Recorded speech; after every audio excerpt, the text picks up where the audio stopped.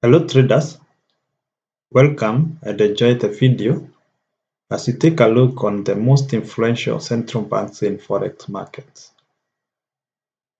Typically, every country or region has a central body that is responsible to oversee its economic and monetary policies.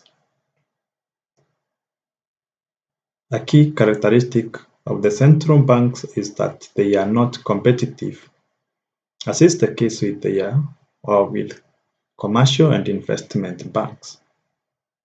Rather, most central banks are concerned with inflation, which they try to keep in line with interest rates. This means that a central bank will increase the interest rate to slow growth when inflation exceeds its target, while on the other hand, the central bank will lower interest rate to spur growth when inflation drops below the bank's target. The majority of the ones central banks are usually independent, although they answer to their federal governments. As a trader, it is critical that you have a grasp on how the leading central banks work and how their decisions affect various currencies.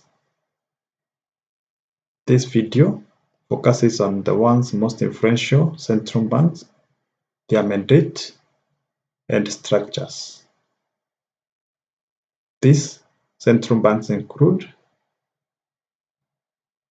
the United States Federal Reserve System,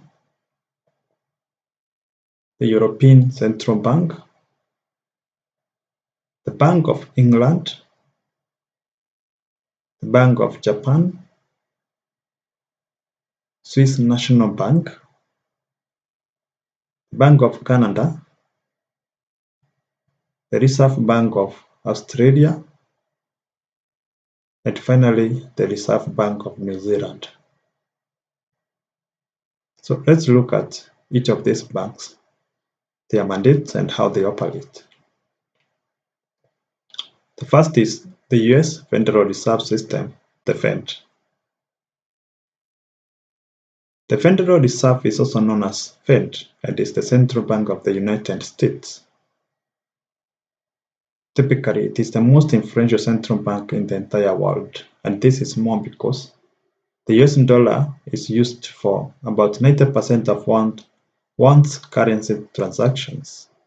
As such, the Fed has a great impact on the valuation of most of the world's currencies. The Fed is responsible for effective operation of the US economy while keeping the best interest rates of the public in mind. It was established to serve a number of functions which include promoting monetary policy, maintaining financial stability, preserving the soundness of the individual financial institutions, promoting the safety of payment and settlement systems, and overseeing consumer protection. The Fed is made up of 3 groups that include the board of 7 governors who work independently but report directly to the Congress, which usually oversee the Federal Reserve. The second group is the Federal Reserve Banks, which consist of 12 regional banks that oversee various parts of the country. These reserve banks are located in Boston, New York, Philadelphia, Cleveland, Richmond, Atlanta, Chicago, St. Louis, Minneapolis, Kansas City, Dallas, and San Francisco. The third group is the Federal Open Market Committee, FOMC, which is usually made up of a board members in addition to the 12 presidents of the reserve banks. The chair of the FOMC is the head of the Federal Reserve Board. This group usually meet 8 times in a year, during which they review economic conditions, the stability of the financial system, and the monetary policy. The second inflation group or inflation bank is the European Central Bank, ECB. The governing council of the ECB, that is European Central Bank, usually exists to make decisions and changes relating to monetary policy, and particularly in the Eurozone. It consists of 6 members of the executive board of the ECB, plus governors of all the national central banks from the 19 Eurozone countries. It's worth mentioning that the European Central Bank does not like surprises. As such, whenever it plans to change interest rates, it then gives the market ample notice by warning of an impending move through comments to the press. The main function of the European Central Bank is keeping prices stable and ensuring that growth in the Eurozone is sustainable. To some extent, the ECB differs with the Fed in that it strives to maintain the annual growth in consumer prices below 2%. Further, the ECB has a vested interest in preventing excessive strength in its currency, since this would pose a risk to its export market.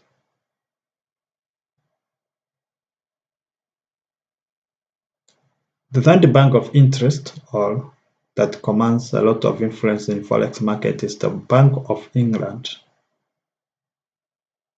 It's widely known that the Bank of England is publicly owned, and as such, it usually reports to the British people through its parliament, or through the parliament. The Bank of England is often termed as one of the most effective central banks in the entire world. Its main function is to maintain the stability of England's monetary and financial systems, and somewhat works like the ECB in that it has an inflation target of 2%, so that if the prices surpass that level, the Bank of England looks to curb inflation. Conversely, if the prices level goes far below 2%, the central bank takes measures to boost inflation.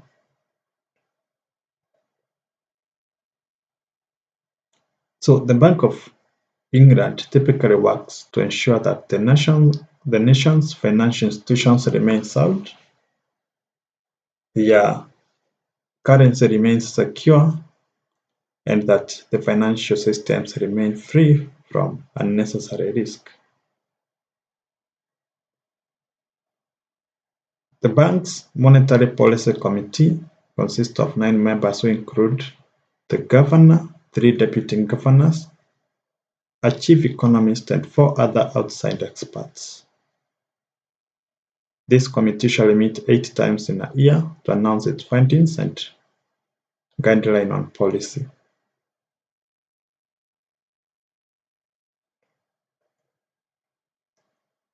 The Bank of Japan. The main purpose of the Bank of Japan is maintaining the price stability and ensuring the stability of financial system. As such, inflation is the main focus for the Bank of Japan. It's worth noting that Japan is very dependent on exports, which is the reason why the Bank of Japan has more interest in preventing its currency from getting excessively stronger than ECB, which has a similar policy. The Bank of Japan Monetary Policy Committee consists of the governor, 2 governors, and 6 other members. This committee usually meets 8 times in a year. One element about the Bank of Japan is its tendency to enter the open market to artificially weaken its currency, that is the Japanese yen, by selling it against the US dollar and euros.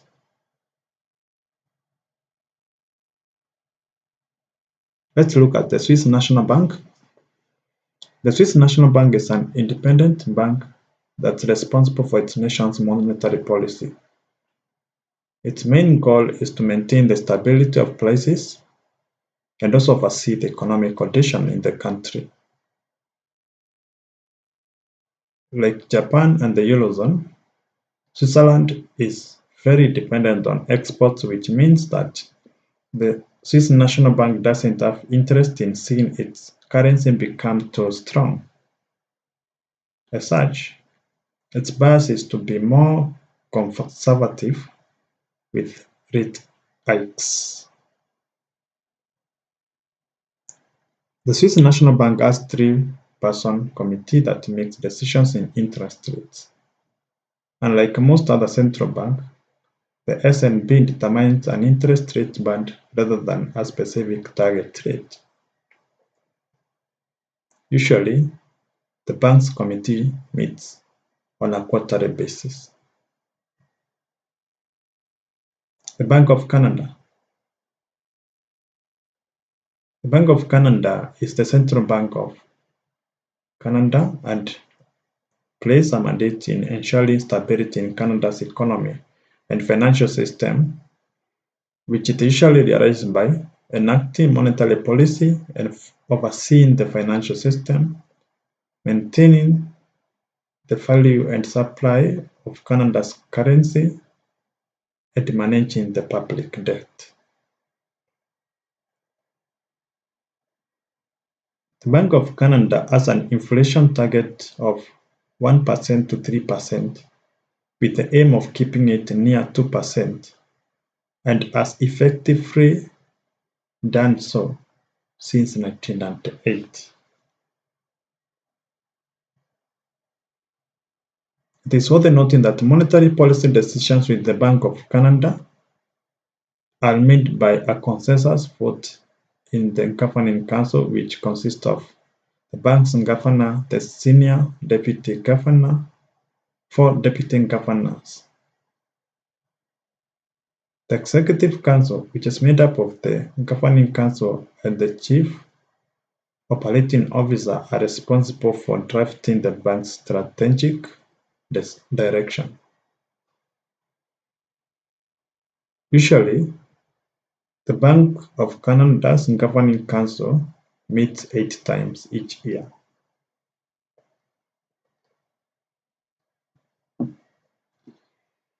The next bank we look at is the Reserve Bank of Australia.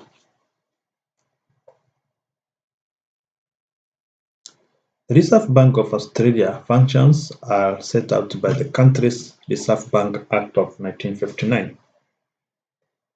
The Reserve Bank of Australia main mandate is to ensure stable currency, full employment, and economic prosperity and the welfare of the people of Australia. The Reserve Bank's Monetary Policy Committee consists of the central bank governor, the deputy governor, the secretary to the treasurer, and 6 independent members who are appointed by the federal government. Again, we have seen that the Monetary Policy Committee consists of the central bank governor, the deputy governor, secretary to the treasury, and 6 independent members who are appointed by the federal government. The Reserve Bank of, or rather, excuse, the central bank has an inflation target of 2% to 3% per year. Usually, the central bank's committee or the Monetary Policy Committee usually meet 11 times each year. Finally, we look at the Reserve Bank of New Zealand. We begin by mentioning that the New Zealand's economy and the monetary policy are overseen by the Reserve Bank of New Zealand, which is responsible for sustaining levels of employment and a sound financial system. The Reserve Bank of New Zealand has had an inflation target of 1 to 3% in place since 2000, or since the year 2000. However, it focuses on a target rate of 1.5% in the medium term, which it announced at the end of 2018. Unlike other central banks, the decision-making power on monetary policy ultimately rests with the central bank governor. That's it about the central banks or the influential central banks in Forex market. By saying influential central bank, what we mean is that their decisions, policy, and guidelines have an immediate impact on the direction that the price of currencies, particularly the currencies of the countries that they answer to, assume immediately they make those announcements.